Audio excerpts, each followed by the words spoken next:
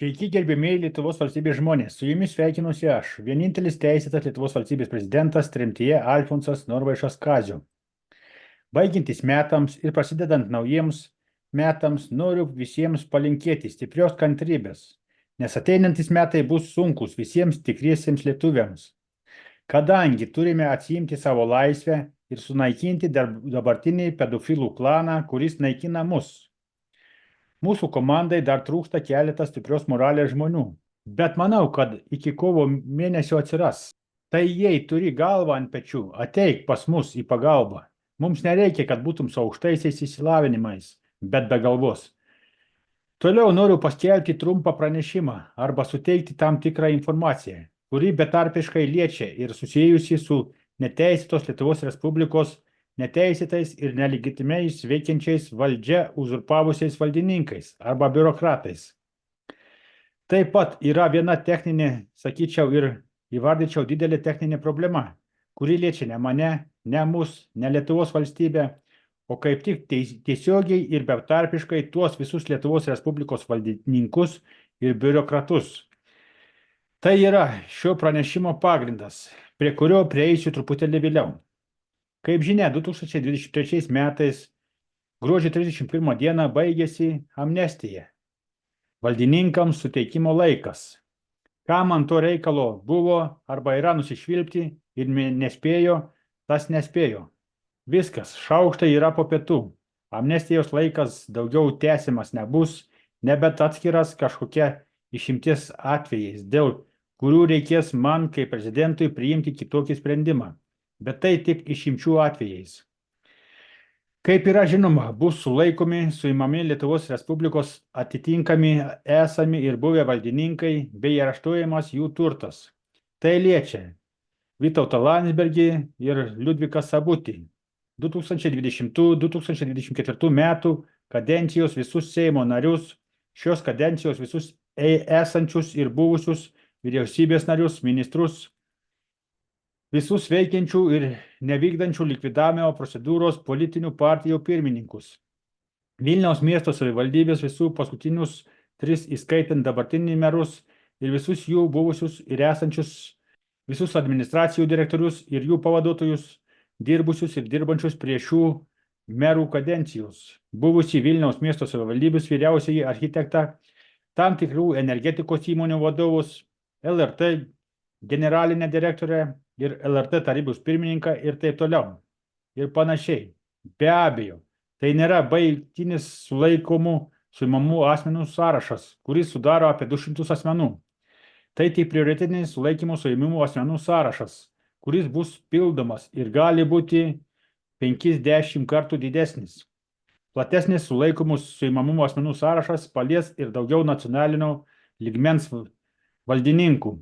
Taip pat susijusių su beatodairišku antrojo pasaulinio karo žuvusiųjų atminimo niekinimu, griaunant paminklus, postamentus, priešinėjant atminimo lentas ir panašiai. Tai neliečia be išimties visas 60 savivaldybių, tikrai bus kažkokių tai išimčių. Visų asmenų nevardysiu, kadangi tai ne man turėtų rūpėti. Jeigu patiems įdomu ir patiems aktualu, galite susirasti ir patys, perskaityti mano 2023 metų lapkričio 8 dienos pasirašytą įsakymą numeris 30 dėl neteisėtai veikiančių oficialių asmenų sulaikymo. Įsakymą adresuojant vidaus reikalų ministrei Agnei Bilotaitei ir policijos generaliniam komisarui R. Požėlai. Įsakymas nuo jo išleidimo dienos yra publikuotas viešai. Dabar grįžtu prie tos mano anksčiau įvardintos didelės techninės problemos, kuri liečia vėl ne mane, o visus aukščiau išvardytus ir dar neišvardytus Lietuvos Respublikos veikėjus. Yra mano išleistas 2023 metų rugsėjo 15 dienos pasirašytas dar vienas įsakymas, numeris 7, dėl Lukiškių tardymo izoliatoriaus kalėjimo paruošimo paskirčiai iki 2024 metų kovo mėnesio, numatant įrengti arba paruošti patalpinimui iki 1000 asmenų sulaikymo izoliavimo vietų. Kaip tik aukščiau minėtų ir dar nepaminėtų asmenų sulaikymui, suėmimui arba izoliavimui. Šis įsakymas buvo adresuotas valstybinės įmonės Turto bankas valdybos pirmininkui L. Belickui. ir generaliniam direktoriui M. Sinkevičiui, Vilniaus miesto plėtros agentūros GO Vilnius direktoriai I. Ramonovskiniai ir Vilniaus miesto merui V. Benkunskui. Įsakymas nuo jo išleidimo dienos taip pat yra publikuojamas viešai. Jeigu patiems yra įdomu ir galvojate, kad labai aktualu, su įsakymu galite susipažinti patys ir jį perskaityti. Mano įvardėjama didelė techninė problema yra tame. Aš tiksliai nežinau ir kol kas neplanuoju tuo domėtis, bet praėjus daugiau pusę laiko nuo įsakymo išleidimo iki nurodyto termino objekto paruošimo paskirčiai, kiek žinau, jokie paruošimieji darbai dar nėra pradėti vykdyti.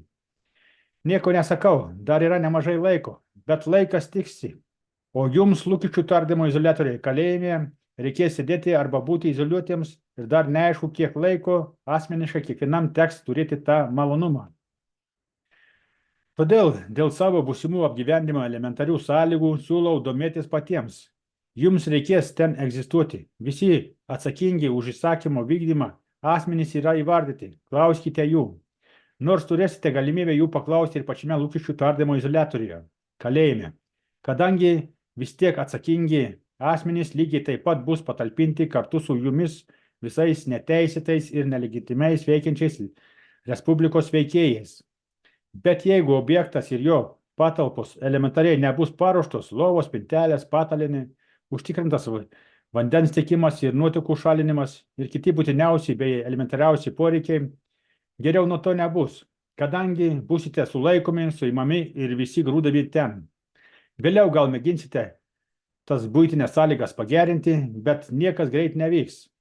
Nei per vieną dieną, nei per vieną savaitę, kur sėdėsite, ant grindų ar atsirėmę į sieną.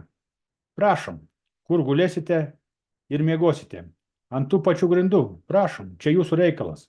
Todėl siūlau jau dabar sutikus naujosius metus namuose su artimaisiais pradėti tuo klausimu domėtis patiems.